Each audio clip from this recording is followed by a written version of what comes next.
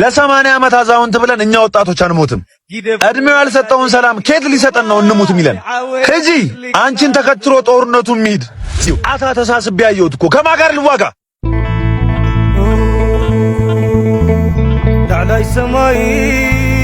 ምን ነው ባዶ እጅሽን? ጓደኞችህ እየሄዱ ነው። ወዴት? ጦርነቱ ሊጀመር ነው። የትኛው ጦርነት? ያለፈው ነው። መቼ ነው ያለቀው? ገና እኮ ትኩስ ነው። 2 ዓመት ሆነው አይደል? ምኑ ነው 2 ዓመት?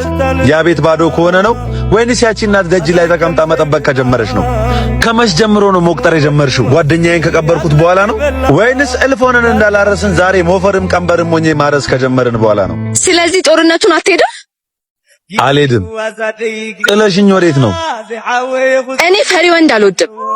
ጦርነት አልገባም አልኩ እንጂ መች ፈሪ ሆንኩ? ሁሉም ሰው ወደ ሞት እየሄደ አንተ ፈሪ ባትሆን አልሄድም አትልም ነበር? እቺ ሀገር ሟች መች አጣች? ሚኖርላት እንጂ ተኳሽ መች አጣች? የሚያርስላት እንጂ። መሬት መች ጠፋ? ፍቅር እንጂ። ከማን ጋር ልማዘዝ? ከማን ጋር ልጋደል? ትላንትና አየሁት እኮ አማቼን ገድየው፣ ያንን ጤፍ ቡና ማርና ሙዝ የሚያመጣልኝን ወንድሜን ገድየው። አታ ተሳስቤ አየሁት እኮ ከማን ጋር ልዋጋ? አታገኘኝም። ሂጂ ማጣት ብርቄ አይደለም። አታየኝም እንዴ ስንቱን አጥቼ ብቻዬን ቆሜ?